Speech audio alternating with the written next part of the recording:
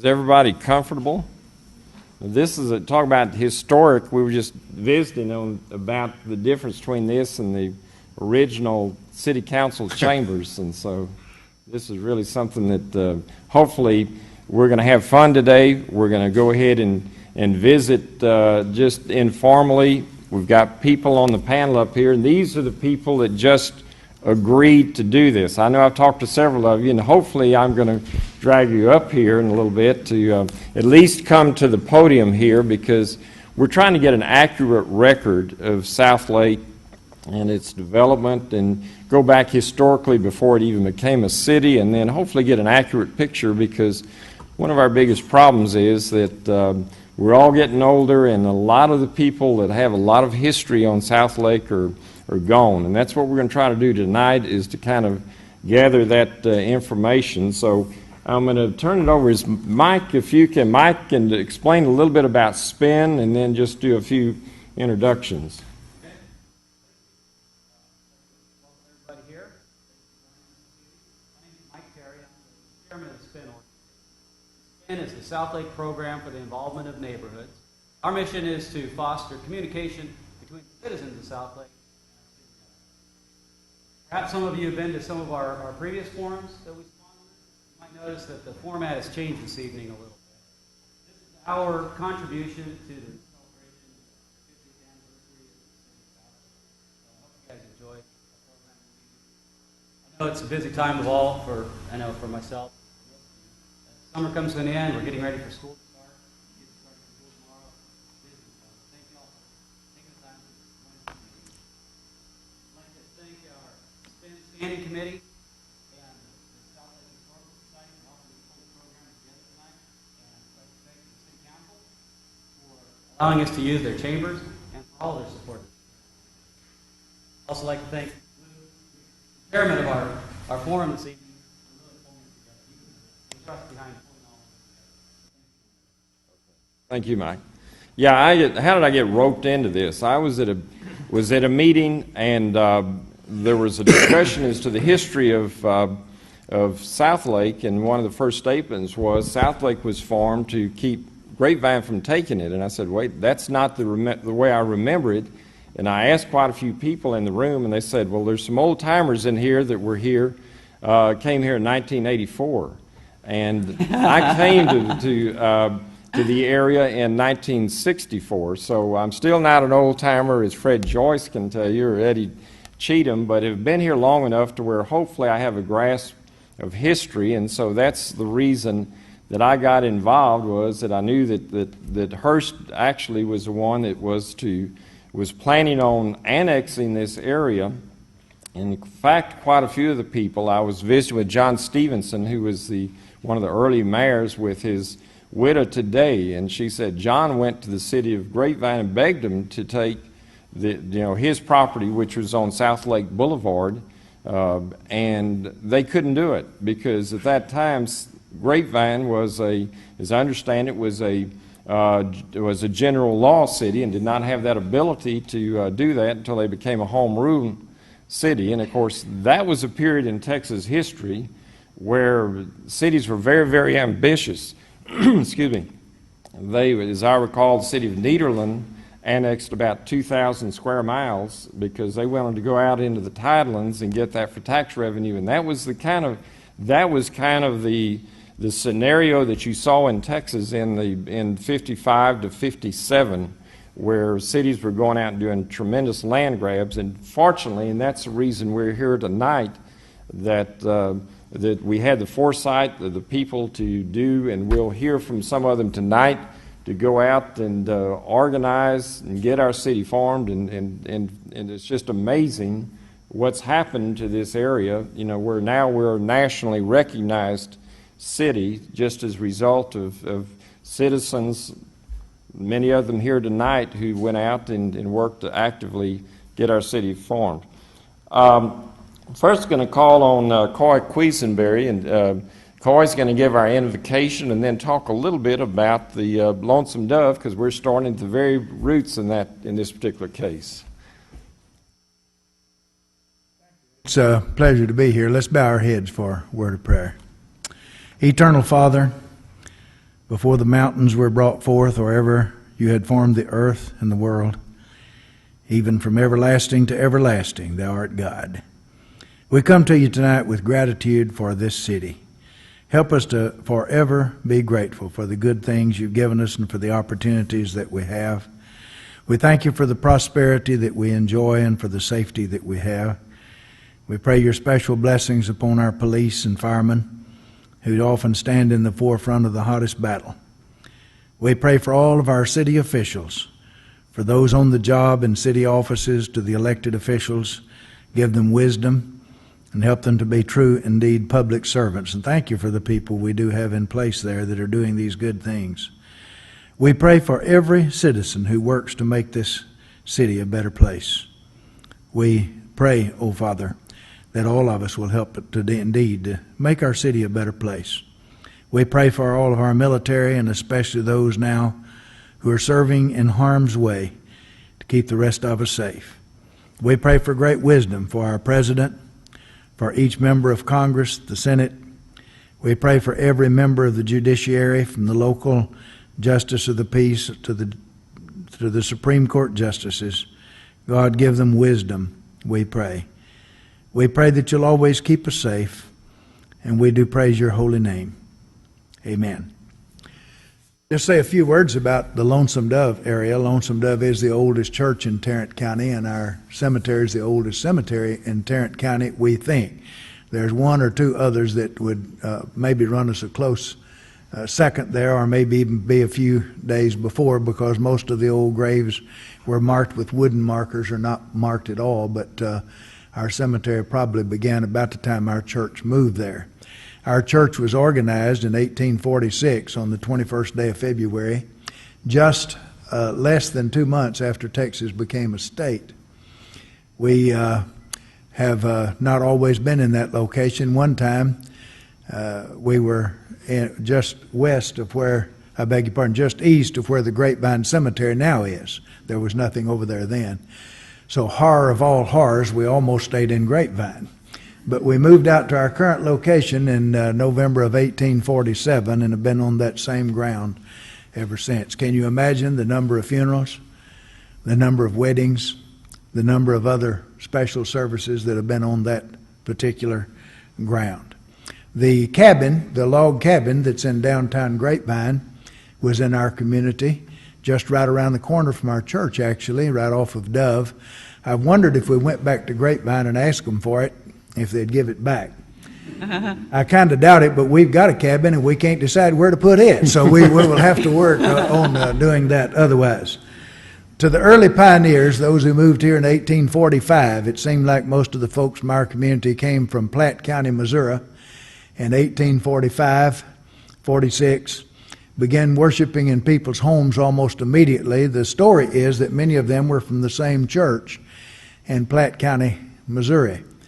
And then finally, on February day of 1846, they got together at the troop cabin, and after the service, supposedly outdoors, a few members got together and voted to officially organize the Lonesome Dove Baptist Church. Many churches have changed names a number of times and changed locations to where they're hard to trace down, but our church has never changed names and has only changed locations one time. So it is quite a historic area, and I like to think out in that area is kind of where the Grapevine Southlake community began. We used to have a country store. We used to have a gin, cotton gin out there. I want to make it clear as pastor, I meant cotton gin. There was a store, there was a blacksmith shop, which was one of the major things for a pioneer community. There was a Woodman of the World Lodge Hall. I have one of the buttons from the time that the Woodman people were there.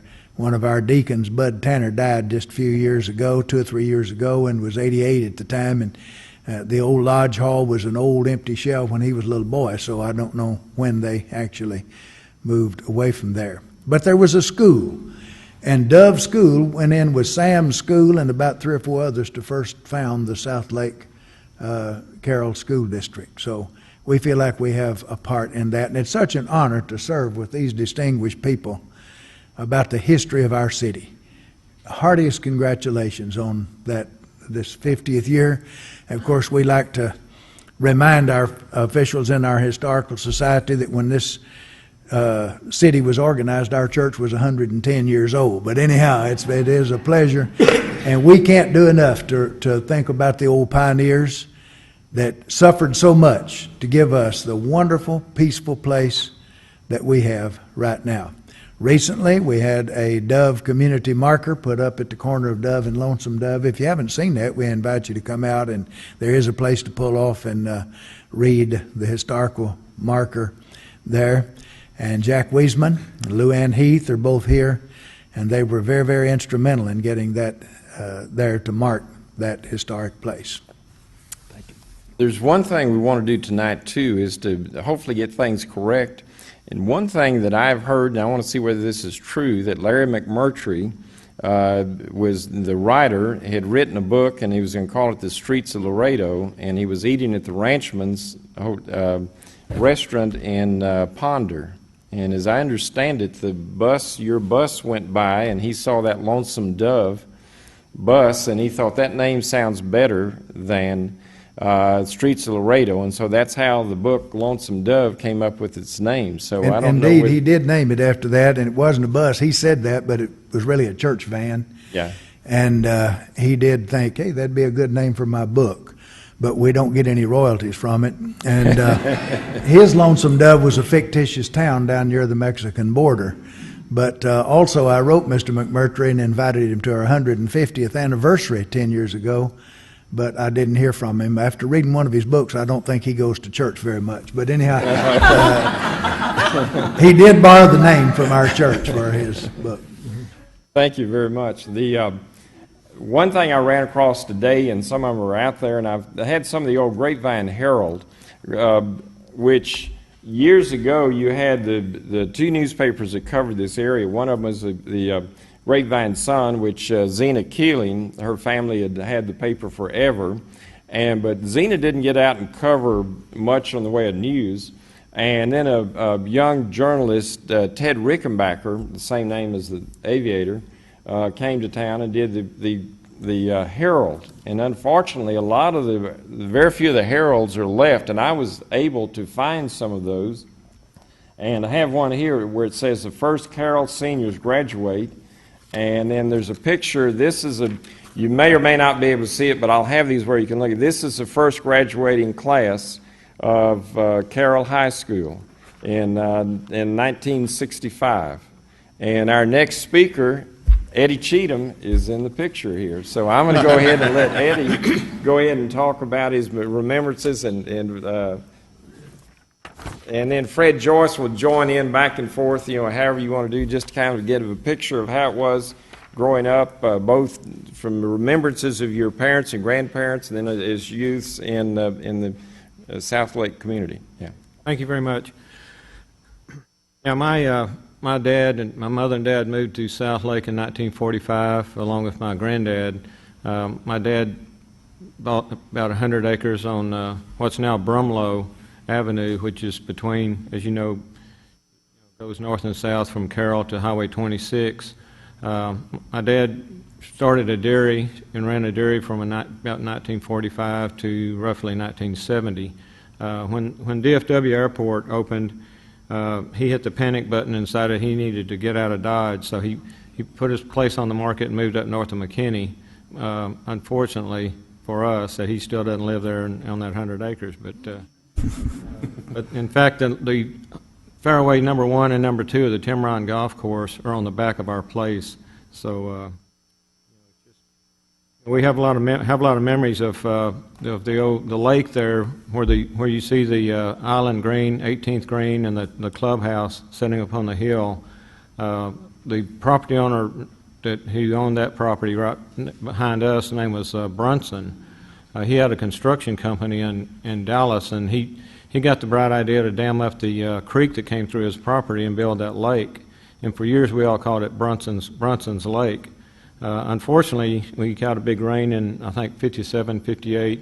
It backed water up across Continental, shut the road down for about 2 weeks, and a man named Calvin Corney lived on the north side of Continental. He stepped out of his bed into about 2 feet of water. And the problem, I'm an engineer, and I guess I got my first lesson in storm drain from Mr. Brunson. But he just kind of gave it a thumbs, one of those out there, and decided that spillway looked about right. And so after it flooded the first time, he went and built a second spillway and gave it a 2 thumbs. I guess that figured that ought to do it. About 3 years later, it did its same thing again. Got a big rain, backed water up across Continental, right into Mr. Corney's house. So.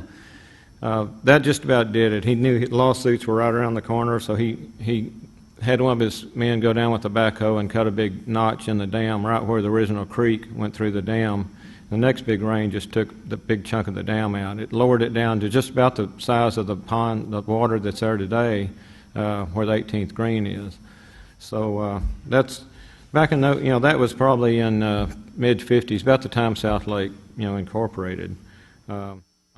Today, I think the city would kind of watch that a little closer.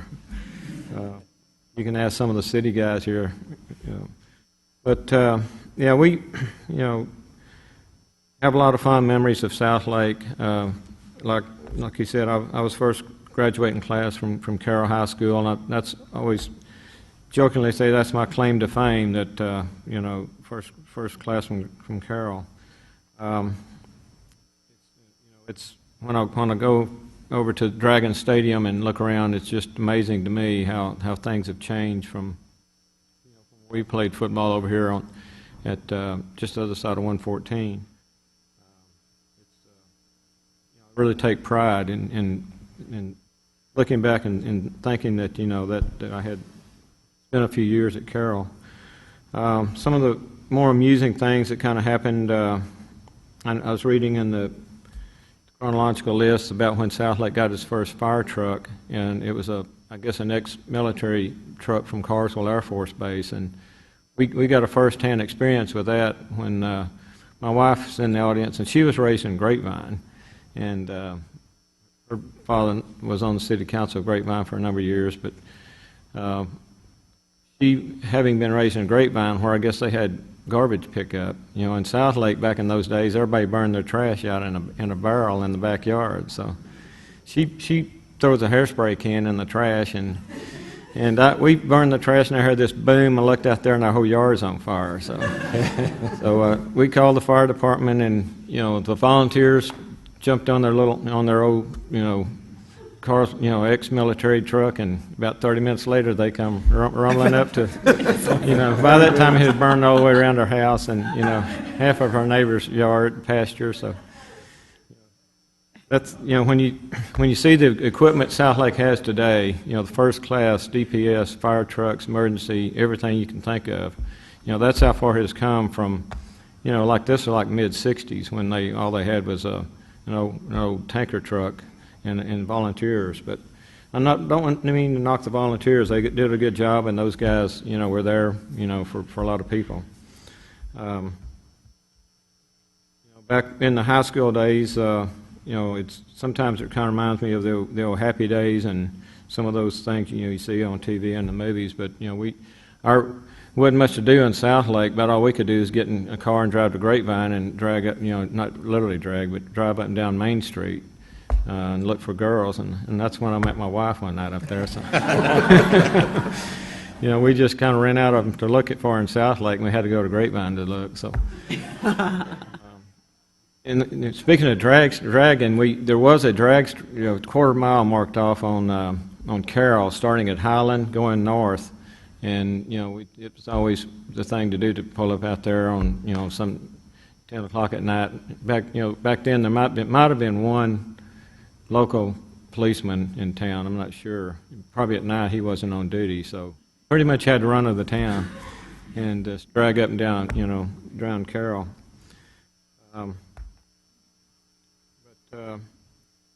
On a more serious note, one thing I wanted to mention is I had the pleasure of, from about 1982 to 1997, of attending. I was classified as city engineer for Southlake, and I attended probably 90-some-odd% of the city council meetings and the majority of the P&Z meetings in the city from that era. And it was really, really amazing to me to be in those meetings all those years and see projects come in that developers wanted to try to do in Southlake that did not fit the mold that the forefathers had of this town back. As he said, when rumors were floating around that Hearst was going to annex this land, everybody wanted it left more rural and not the big city. Traffic congestion, so forth, that the higher density and so forth brings. And you have to, thank the members of the P&Z and city councils of the past, deserve a lot of recognition, and not only that, the city staff who worked, with those folks to keep Southlake in an orderly growth. I mean, some cities would have really just rolled over for these kind of projects to come in, but not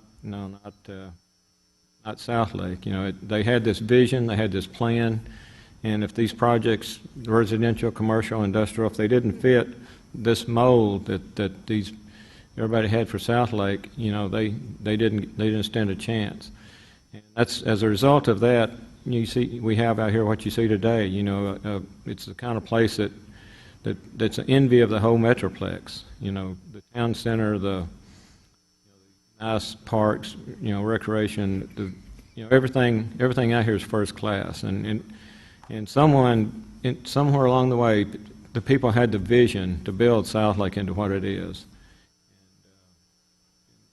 They stuck by their guns and didn't bow to the political pressure or the developers, trying to come in and just run over them. And like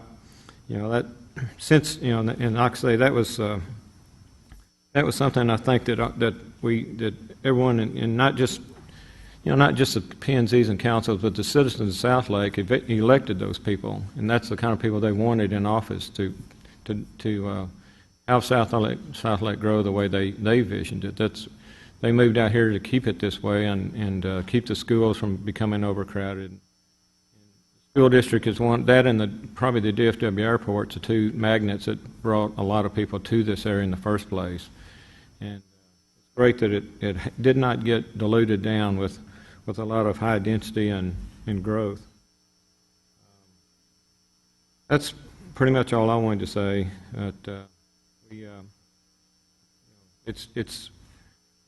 I'm really glad that I had an opportunity to be raised in Southlake, and I don't feel like I don't feel like I'm that old, an old timer like some of the, but sometimes I feel like I guess when you consider the majority of the people in Southlake have just moved in here probably in the last 10 or 15 years, I guess from that standpoint I am an old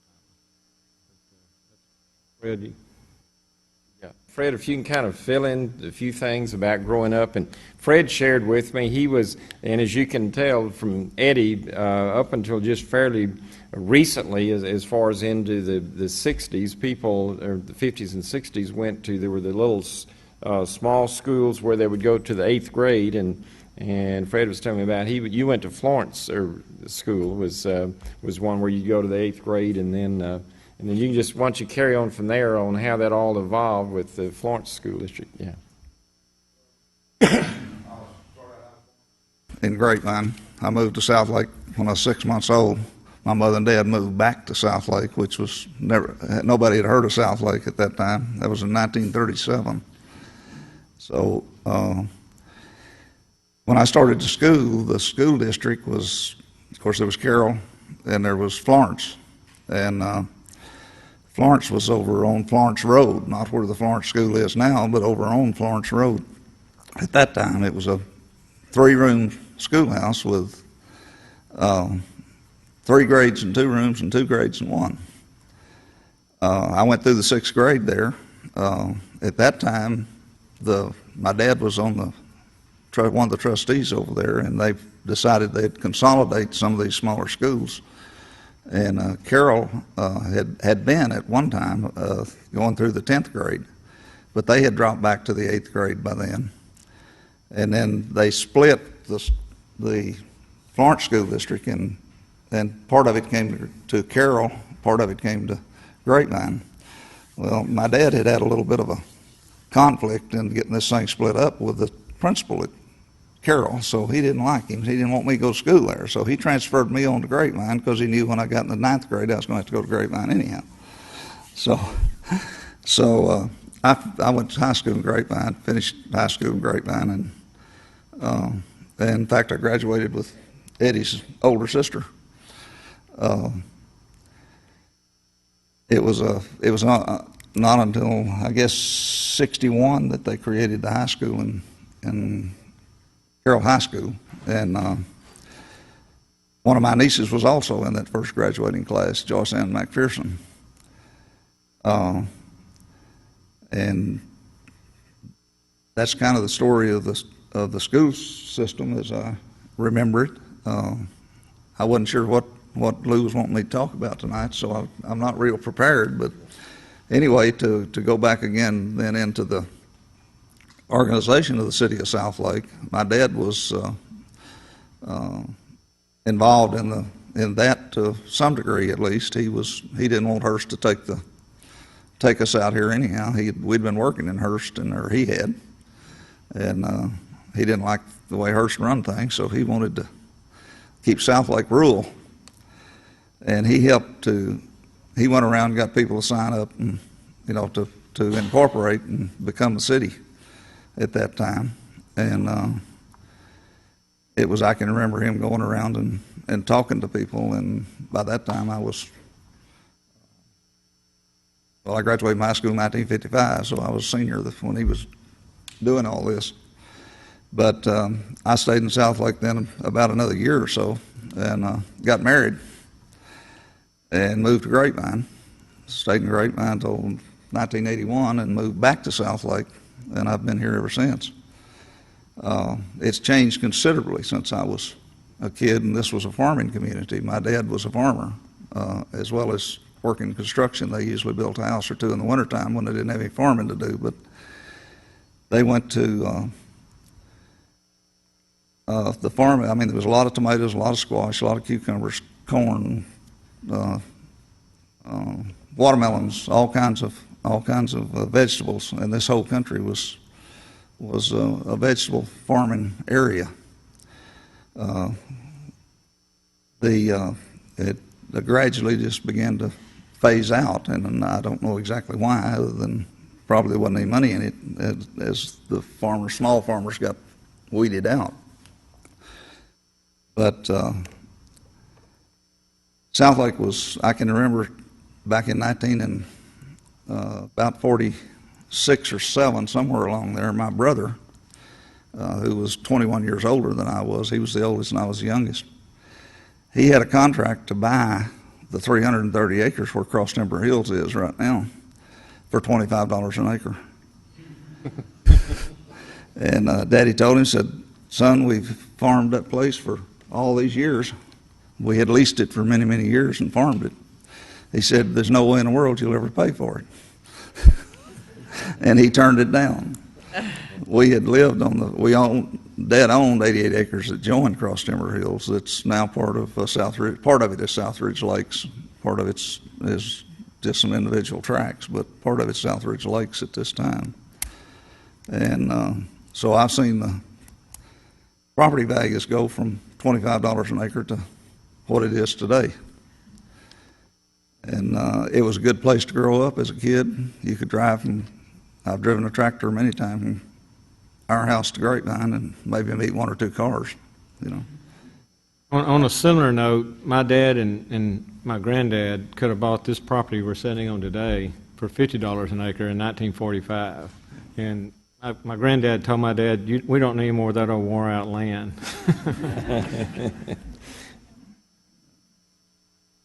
Well, that was about the time that the Crop family owned this piece of property where this is sitting, and it was sold to Western Hatcheries probably about that time. And there was a chicken hatchery that operated here for many, many years right here on this hill.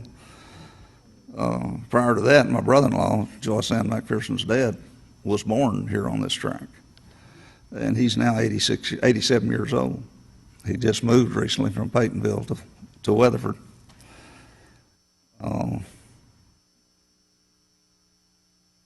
That kind of gives you the history way back there, I think. Down that same line, Fred, and in fact, Eddie's, I think it's in the same paper, talking about Eddie's graduating class that has facts about Southlake. No, I'm sorry, this is 1969. This is a little bit later on. And it talks about the population being 2,000. And down that line on the value, it says the average cost of a house in Southlake is $22,900. And that just shows you how we have changed. Did Zena Rucker come in? I had Zena on the panel to talk about general aviation, and that's another misconception I've heard, is that people said, well, the reason there was so much interest in general aviation was because of the airport. Well, this was long before the airport. This area out here was just dotted with runways, and that's what I wanted Zena to talk about. In fact, they still have the land where there was a runway just right across the street on Carroll. There are two runways over there, the one that the Ruckers had, and then also the one that Cap Parade has. And of course, Cap's much too elderly to be here and relate to that. And I think the rest of the people are gone. Edna White, who was a very famous aviatrix, if I'm saying that right, who flew with Amelia Earhart and was one of the leaders in aviation among the ladies in the 20s and the 30s, kept her plane out. I believe she was at the one further out. And then you had, I know both there and in Grapevine, Dr. Ed Lancaster flew a little J3 Piper Cub out of the where the Baylor Hospital is now. Then you had Henry Holder, who had a runway about where the and he used to fly, and it was a hot airplane, as I recall. It was a P-51, or does anyone remember what that was? But it was one of the most powerful planes from World War II, and he would fly it out of a strip there right where the Wells Fargo Bank is right now, and reportedly even flew one time, went underneath the underpass there, because the road was still being built there where 114 and 121 intersect there, and trying to think of some of the others, but they were just dotted out here because this was a place. Good airport. Yeah. What? Good. Oh. Bob Good. Bob Oh Good. yeah, Bob. Yeah, Good was. He had a regular general aviation. Another airport. one that was there. So that's really a story that needs to be told about the general aviation. Of course, the airport ended a lot of that because obviously those people are in the flight pattern of DFW Airport. But that was much of the history of Grapevine. In fact, two or three things I think are lost, and I would like to see us go ahead and get some of that information because this also was one of the largest areas in the nation on raising greyhounds. And Ms. Music had a large kennel that was right behind Mesco there. And that's something that just totally went away, but at one time this is one of the largest areas on raising greyhounds. So I think some of those things, hopefully we can pick up that information and include that in the history of Southlake. Do you all think of some other things, though, that that need to be covered in the history? As I said, our main purpose is to try to get the start of a factual history of Southlake and the Grapevine area. Yeah. Edna flew out of Good and also out of Robertson. Yeah. I got my private license under Edna. Did you get to fly that little pink 120 she had? Yes, that's what I soloed. Yeah. Lou, Yeah. back in, it's probably in the 60s, Zena Rucker's son, Dooley, set some kind of Guinness's world record for the most takeoffs and landings, and he was hitting every airport in Southlake. Yeah. There was 7 or 8 of them.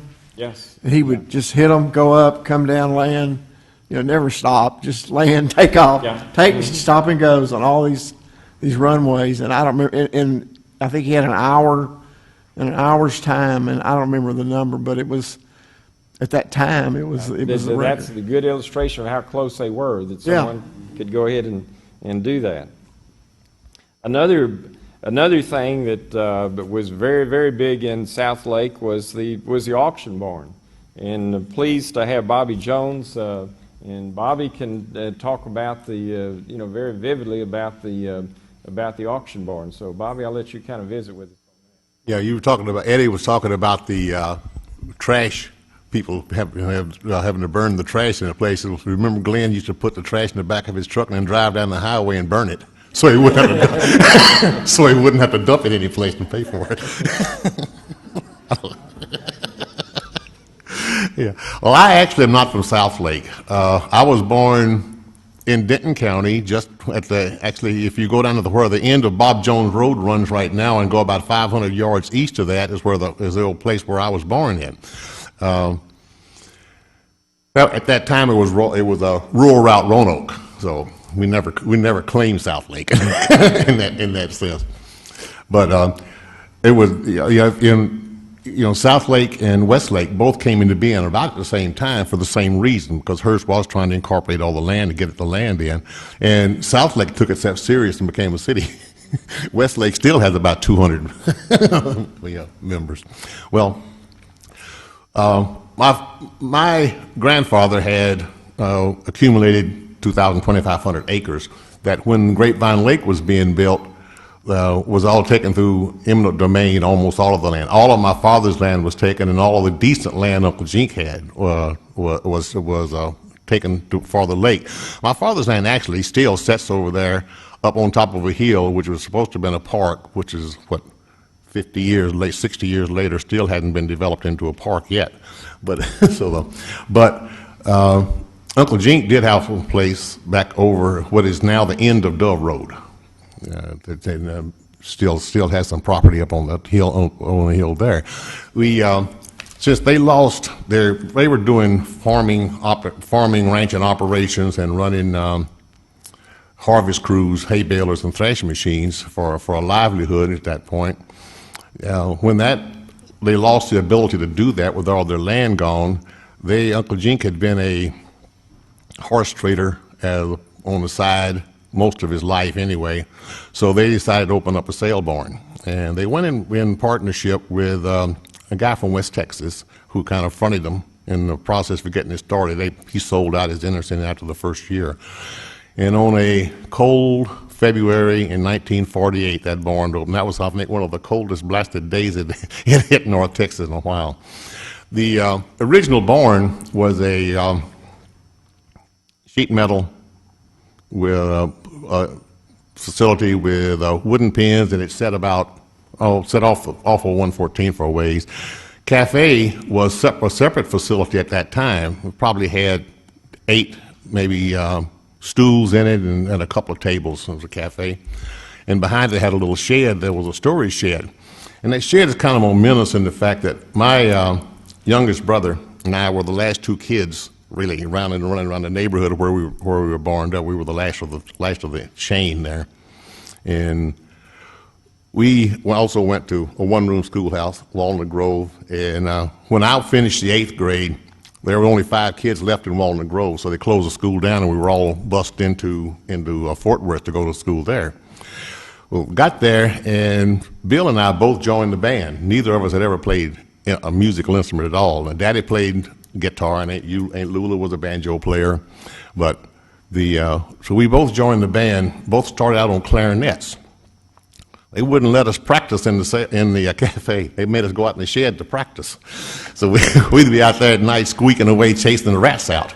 But it's kind of interesting because Bill has his doctorate in music now and is the professor of orchestras at the University of Iowa. So there were some good things that came from that austere beginning on the process.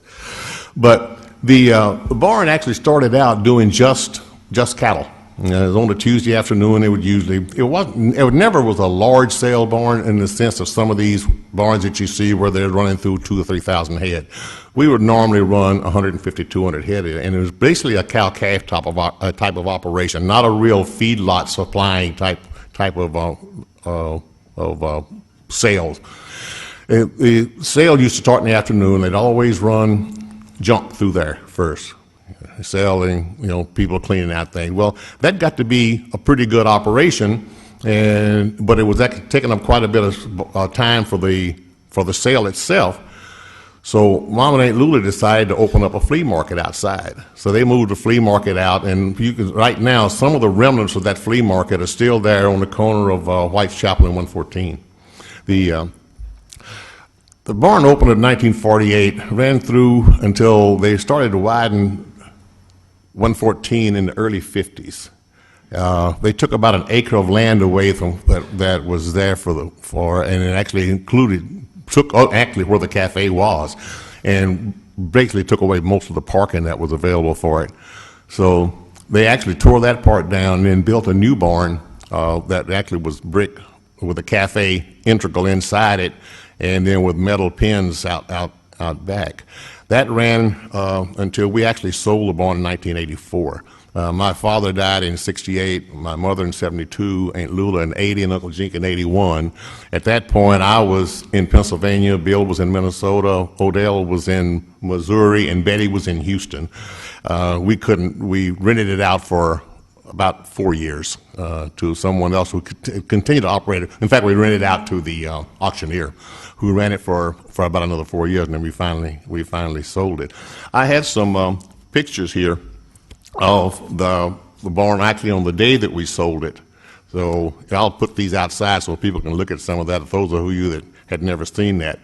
After we sold the barn, it actually was bought by Stacy, an ex-mayor of Southlake, and it was another consortium. Then it actually became a Texaco station, I guess. Yeah, so. Thanks for sharing that with us. And the pictures, by the way, if we can, as I was saying, if we can get copies of those, because that's one of the intents of what we want to do tonight, is to begin an archive where we have factual things about Southlake. Now we're moving to as we've alluded to before, this area was about to be taken by Hearst, and at that point, that's when, as I said, some people tried to go into Grapevine. That was not doable, and so there needed to be a very, very concerted effort to get the area incorporated. And Barbara Gordon and her husband, who is an architect, and I'll let you go ahead and give Carol a better description of that, but their daughter Carol is here tonight, and she's got some real good records on that beginnings in getting incorporated. So, Carol, if you can go ahead and share those with us. I have been a resident of Southlake for 50 years, and however, where we lived in Southlake was in the Grapevine Public School District, so I attended Grapevine schools and didn't meet these gentlemen a long time ago, but my father, C.M. Gordon, was an architect.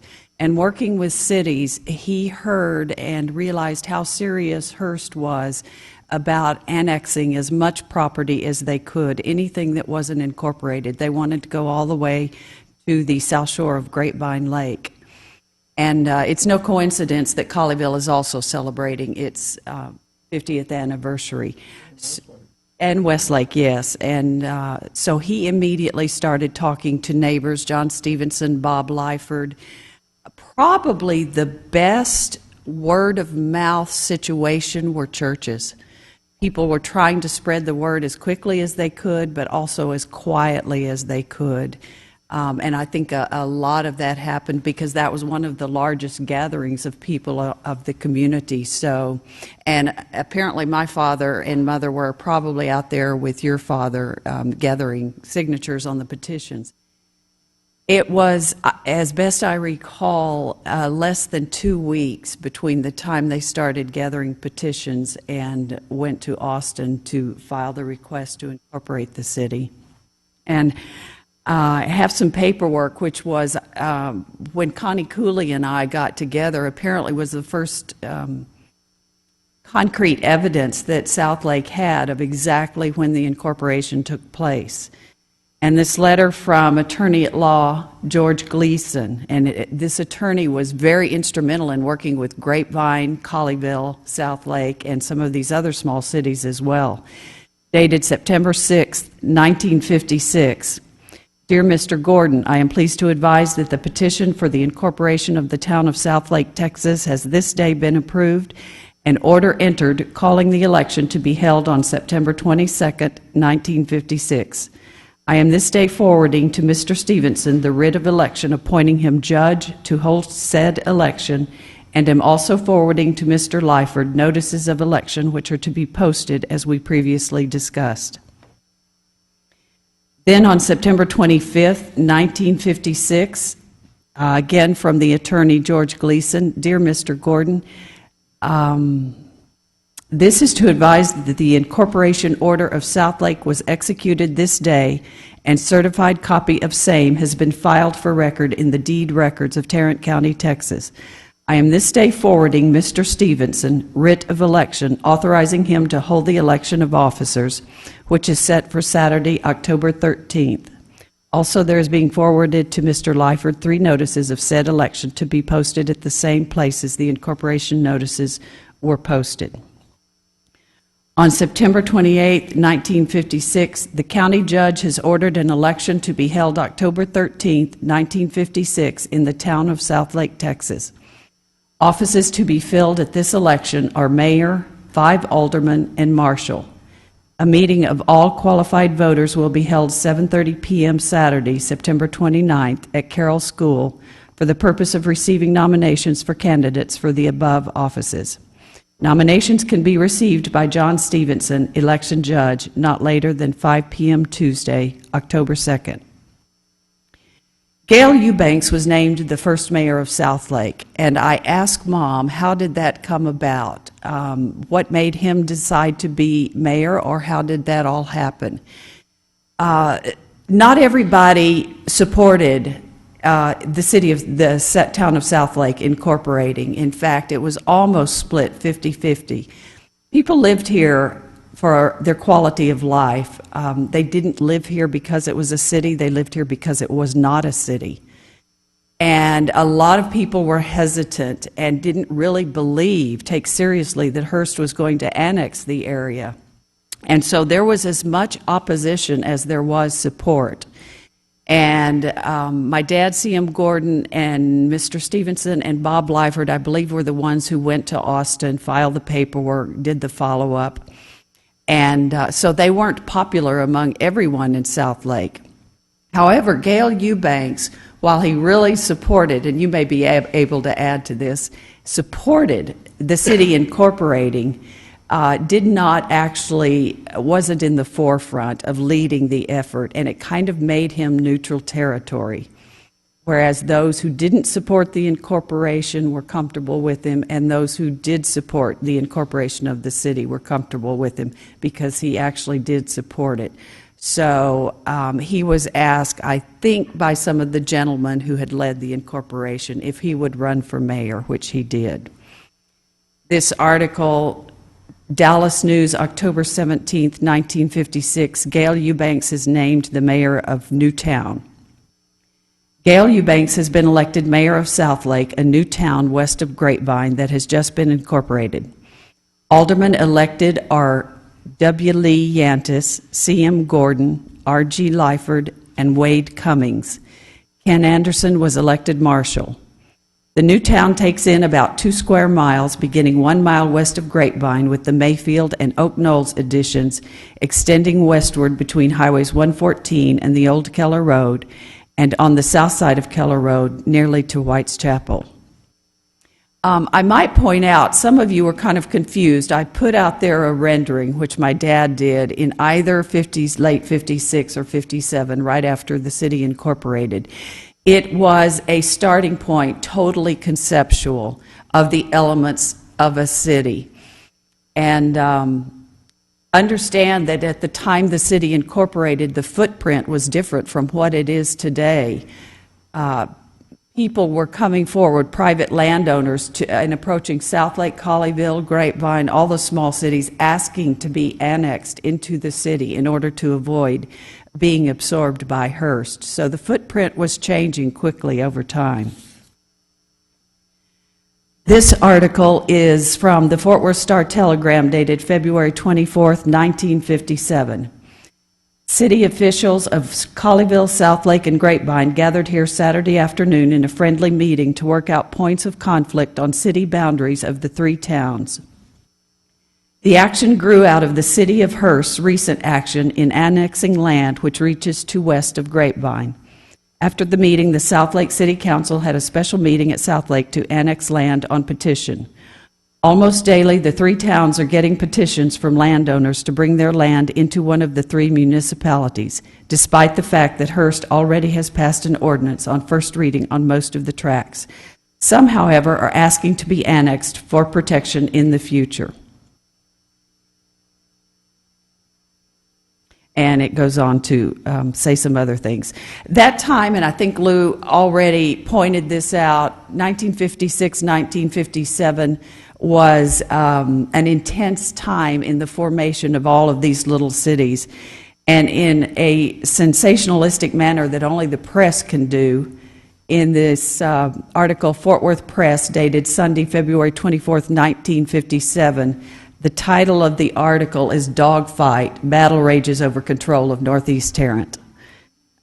So the land disputes are continuing.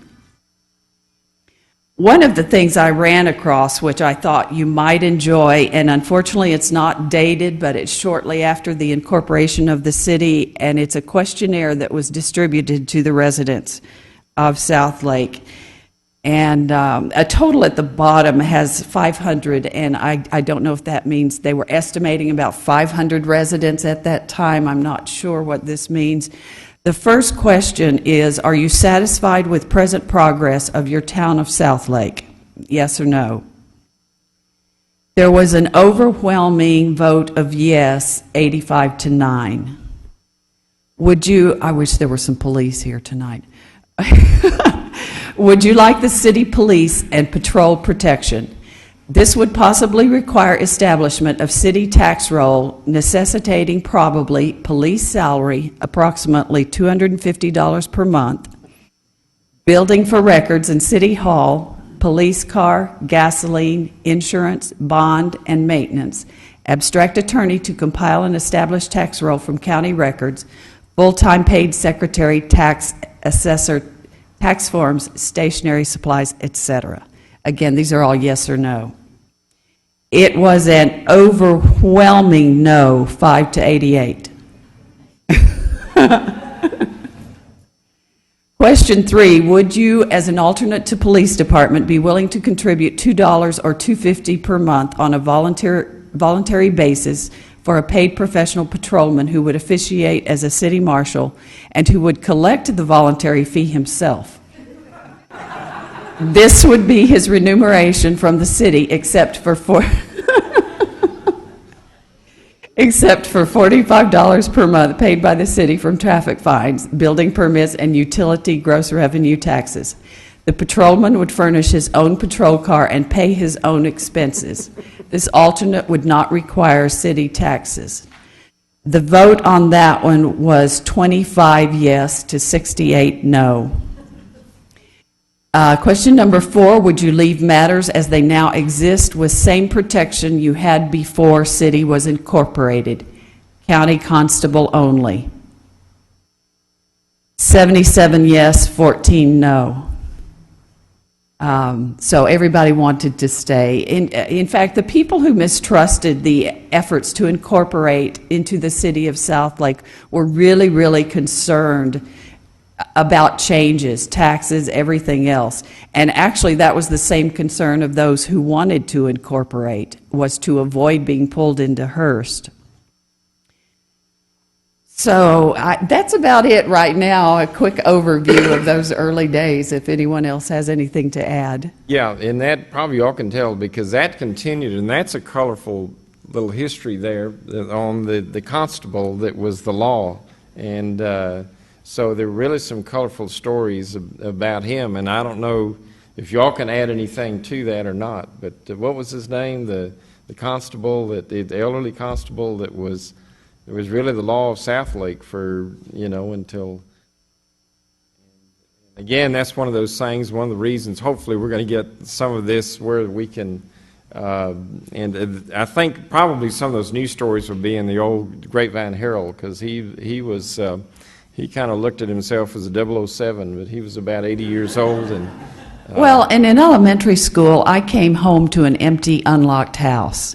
So people probably felt there, in spite of Bonnie and Clyde, there really wasn't the need, because it was a very pleasant rural community, and we didn't live with quite the fear of crime that we do nowadays. The constable was Lloyd Tillery. Well,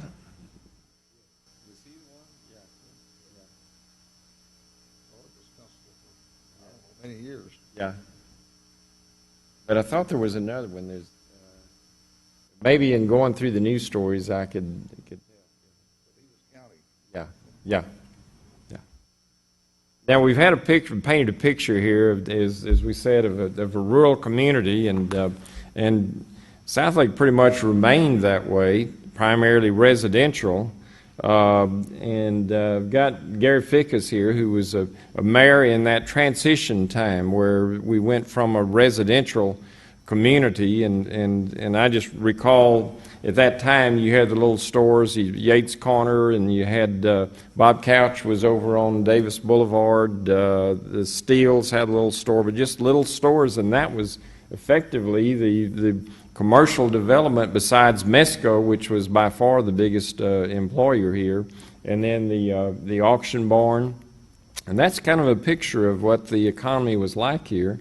So we've got Gary Fickus, and Gary can take it from there on talking about that change into the city that we're seeing today. Thank you, Lou. I want to comment on a couple things that was said. You were talking about Bob Lyford, and Bob's passed away 5, 6, 7 years ago.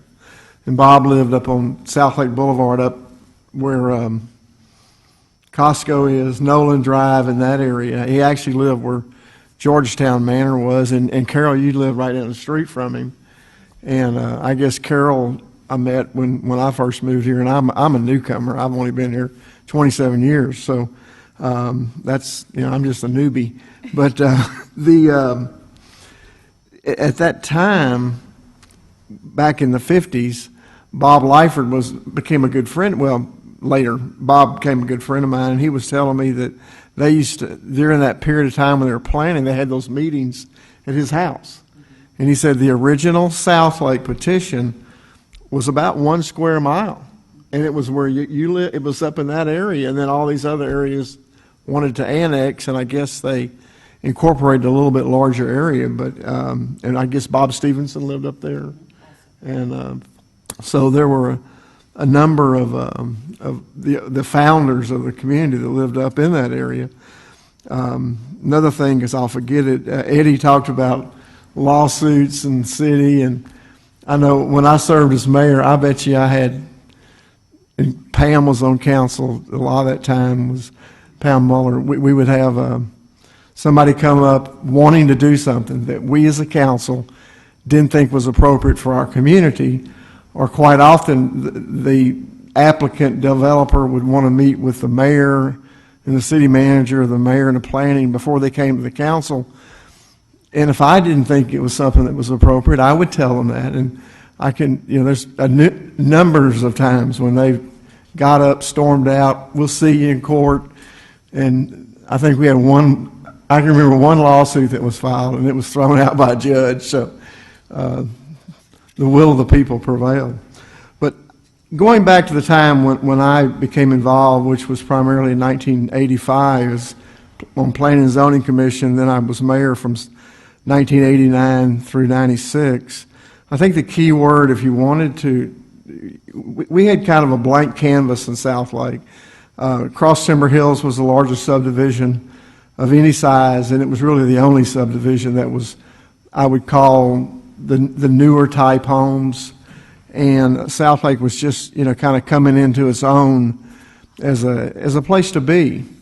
But we had so much vacant land and so much, area to develop. So it was really almost like a blank canvas that that the council and the community got the opportunity to kind of paint it the way they thought it would work best. And of course, the key to any kind of growth, whatever you want to do, you've got to have infrastructure. And we didn't have any. We had water wells and septic tanks and very, very poor highways. And in 1995, a group sponsored by the city and the Chamber of Commerce, and the Chamber had just recently incorporated, I think, in 84 in Virginia. Where's Virginia? Chloe. Was that about right? 83, 84? It was when the Chamber incorporated, and we went to Austin in 85, petitioned the State Highway Department to make some major improvements on 1709. Unfortunately, it took the death of a number of our residences here in town to get the attention of the Highway Department to do something. And we had a teacher who was a fatality, and I think a young cheerleader at Carroll High School, and those unfortunately are sometimes the things that happen that cause change to take place.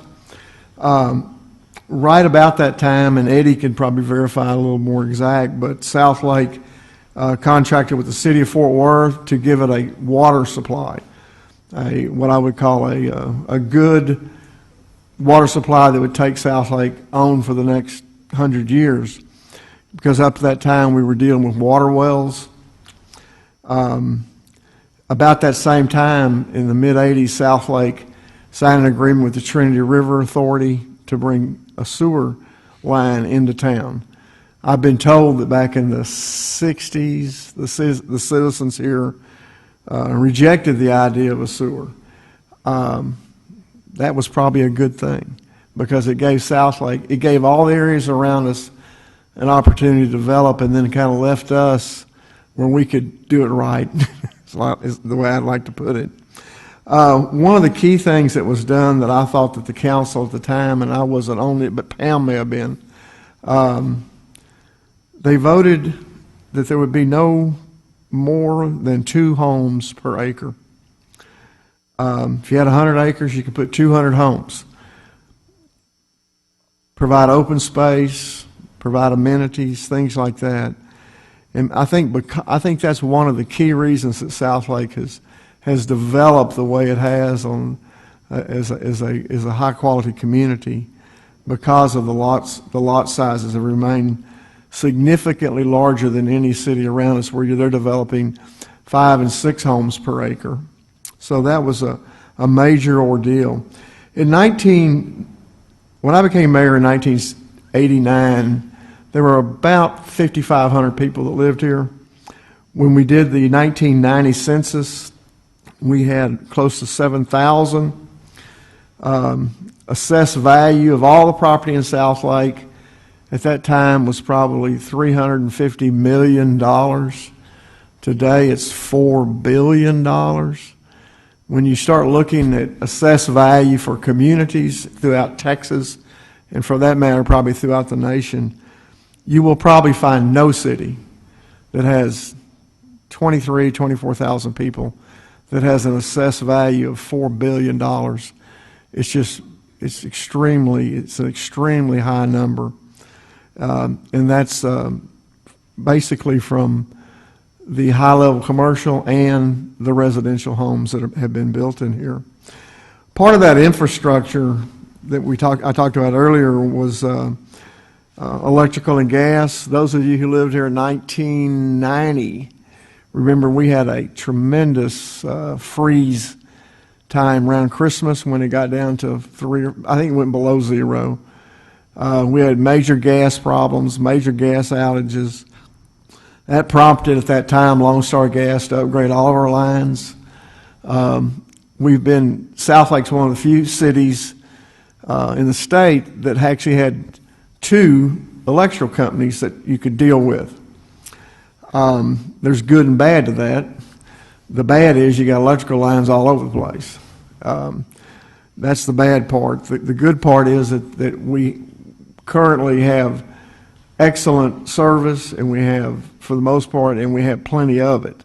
we have service to accommodate certainly Southlake's build out, which is really only another 4,000 or 5,000 people, pushing 30,000 when it's eventually built out.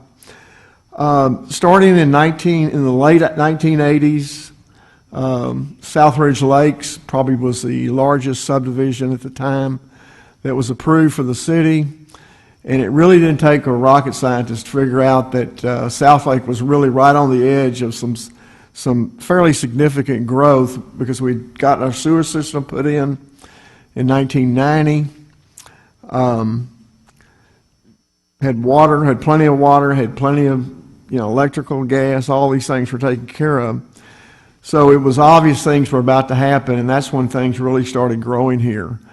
And there were a number of opportunities for the council to help mold some of these subdivisions and request things from developers that they'd never done before. At least in this marketplace, the Dallas-Fort Worth area.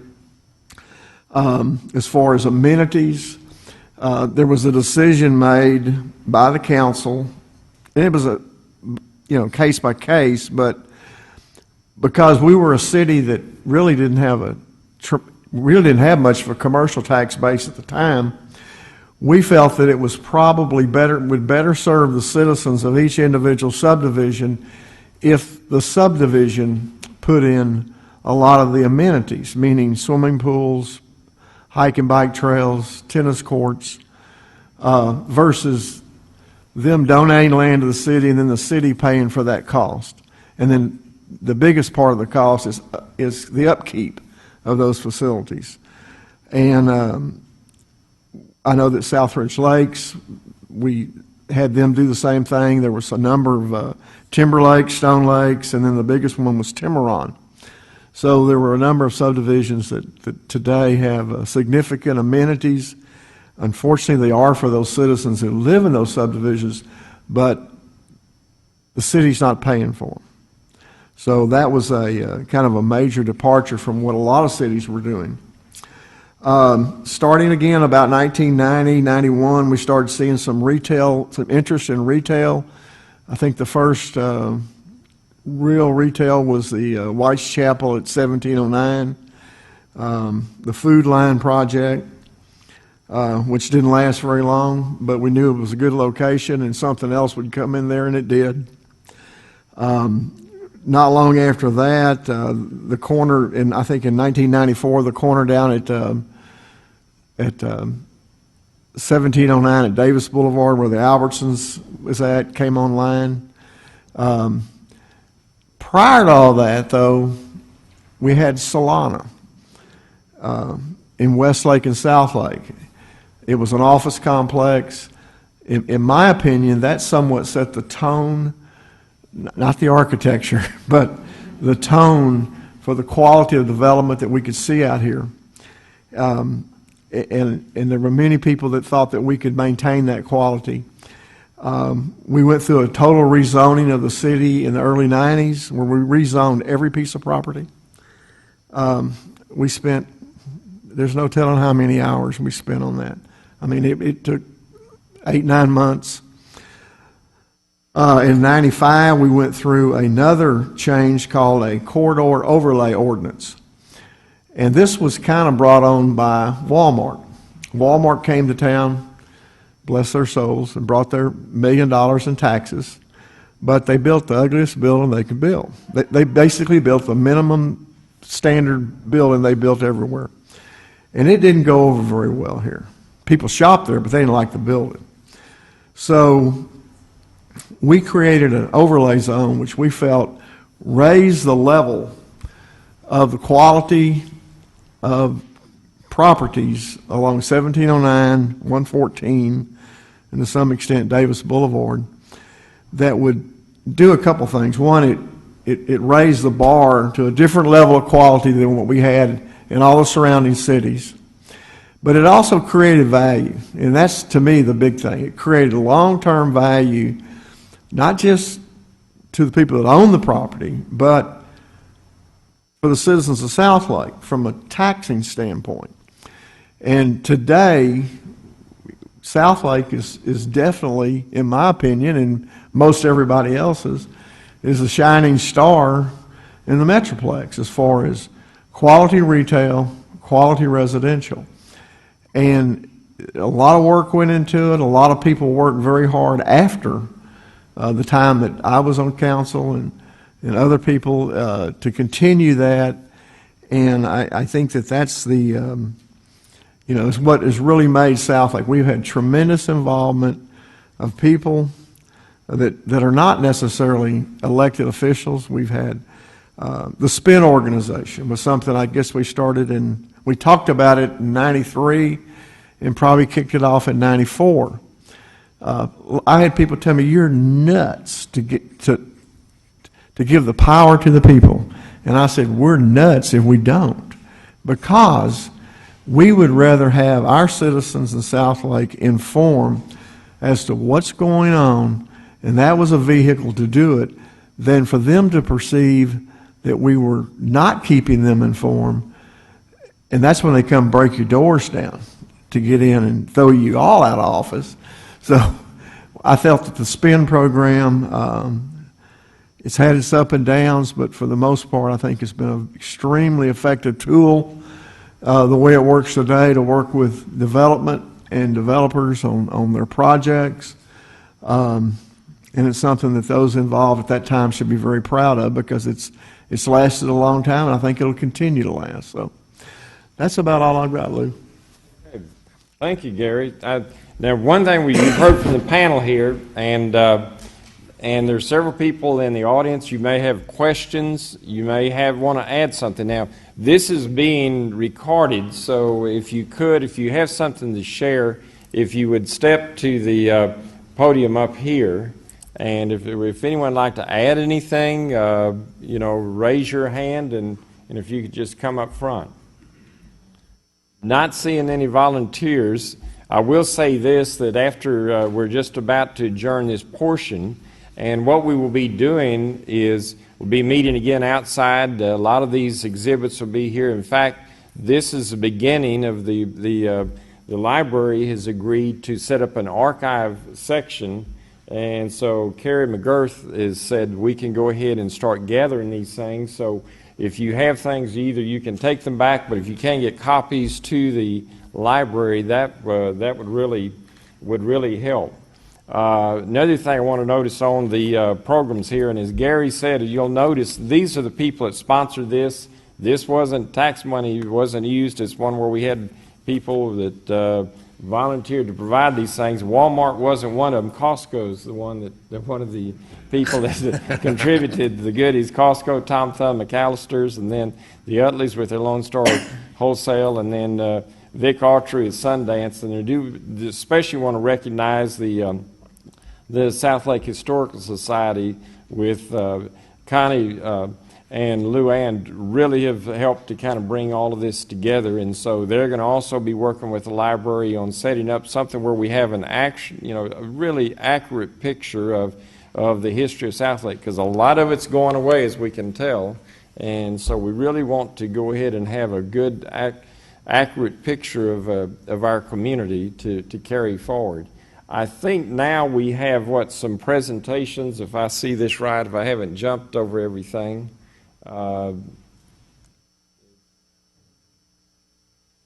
Pilar, yeah, yes. Okay, if we have some questions here or comments. Pamela Muller. I had the honor of serving with Gary. I think there's a couple of things, since you were talking about the history of Southlake, that happened when the city that's very important to its development. One of the greatest blessings Southlake ever received was Brian Stebbins coming and creating Town Square, because this was going to be a commercial area, but they were leaning more towards a mall. And as we all know, this is just awesome.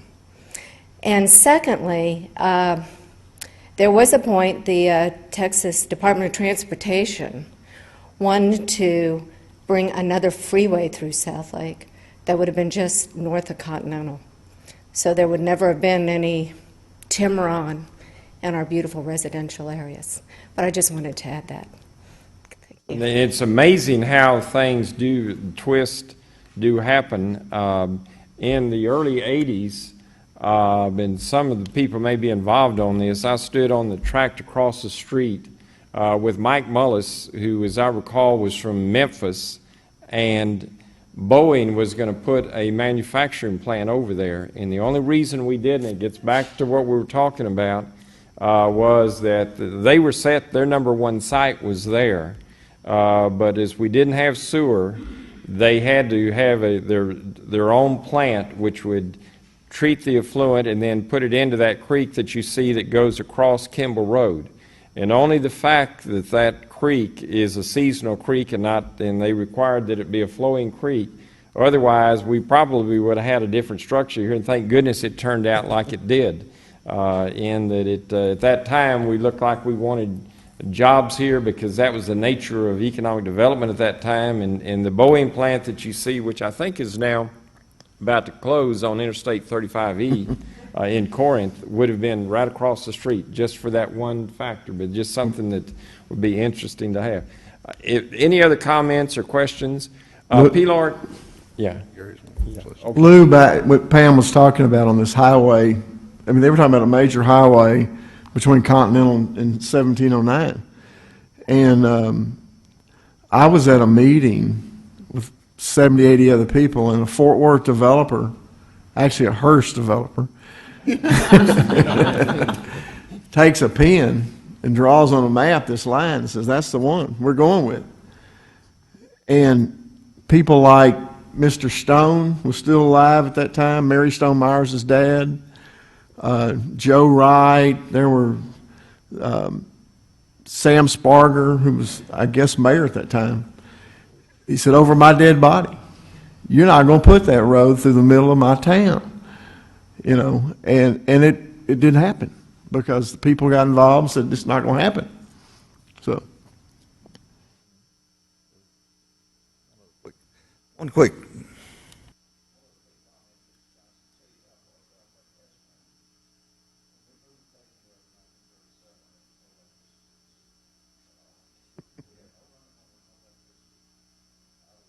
Probably took 5 or 6 more years before Tri-County, or what is now Tri-County, REA came in and furnished us electricity. So that's how far Southlake has come in this time since 1937.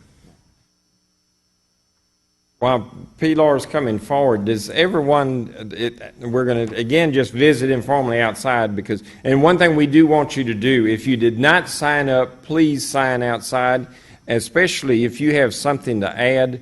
Leave us where you can be contacted, email address, fax, phone number, anything where you can be contacted, because we really emphasize we want to get an accurate picture of the history of Southlake. But if you will, these copies, I believe, are outside, and it's a kind of a chronological accounting of the history. If you see an error in there, or you see something that needs to be added to this, make sure you have a copy of this and take it with you. I believe there are copies, is that correct, of these? Okay, Pilar. Thanks, Lou. First of all, before we get to the presentation, I just wanted to get everyone to give a round of applause to our wonderful speakers tonight. I think they did a great job. Don't you agree?